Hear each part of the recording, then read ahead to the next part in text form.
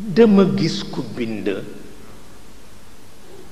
wax ni Cheikh dafa bind lettre bu soxor Senghor bi mu fi nekkee ba xawma archive yi archive luy archive hein? Les réalités sont 10 000 fois plus importantes que les archives. Mais est-ce que kooku dañu ni Iblis koo faral mu ne ki tooñ de la faral man de bu ma kenn laaj keneen ki tooñ de la faral ñu ne ko ki fayu nag mu ne kooku de man xawma ci moom dara ki tooñ daal la faral mais itam bul wax ki fayu li mu def il faut que nga waxit ki tooñ li mu def. Il le faut absolument, mais il faut loolu moom la Serigne Moustapha doon wax léegi il faut que ñoom it ñu wattu yenn yi xam naa ni sax ñoom nit a leen di làqoo di bind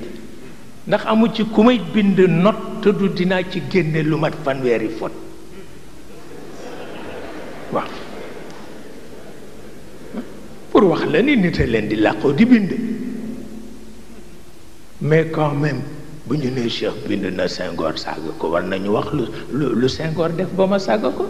am naa fi juróom-ñaari at ñu sëf ma seen rajo di ma saaga ndey ak baay lu nekk ñu wax ma ko ku rëy gémmiñ ñu indi la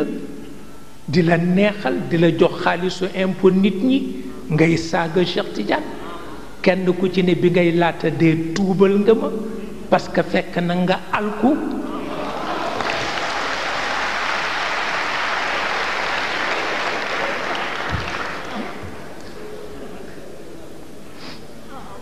est-ce que yooyu wax nañ ko waxuñu ko lettre bu ma bind lañu wax te wolof nee nag ki gàtt xel ki xamul ki fayu xamul naka lañ koy waxe ki gàtt xel ki tooñ la xam waaye xamul ki fayu ki fayu walla xam mais xamul ki tooñ waaw loolu la parce que itam nag àdduna du noonu parce que yi ñuy bind yépp man xam naa ko lu ci ne mën naa ko tontu mais bëgguma ci saaga nit saaga wa rey ko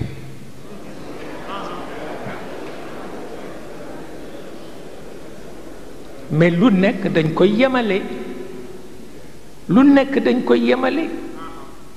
parce que lu ñu yemalewul itam nañu fàttaliku ni sunu maam yi ku leen masaan wax safaan ñu dem ak yow marché xareek yow ci kanamu gor yi mais ñun duñu ko def parce que c'est tellement petit ndax sama turandoo nee na junni nit yu la bañ nee na seetal service bi ñu la rendre ndax lu ñu jaamu yàlla ëmb ko jox la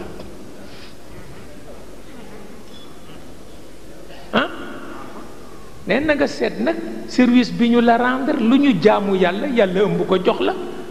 li Cheikh El Hadj Malick waxoon Alaaji Rawaan Ngom ba mu ko ne sëriñ bi tàyyi nañu ci saaga yi may nu ku saagaati tariqa ñu rey la mu ni ko ëpp naa def ku saagaati tariqa jàngal leen fatiha tariqa waaw moo gën ndax nit ki nekk fii xolam di tàng mu di gën a tàng rek tariqa di gën a jëm kaw moo ëpp solo moo ëpp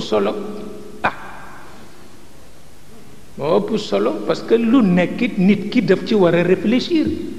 mais rek ni naa dof lu ma neex ma wax naa dof lu ma neex ma def te yow ki nga amal affaire junni taalibe ma ngi la wër doyuloo leen gàllax ndiku mais kooku gàtt xel la il ne faut pas que nag ñu di ko accepter yu mel noonu man de accepter tuma ko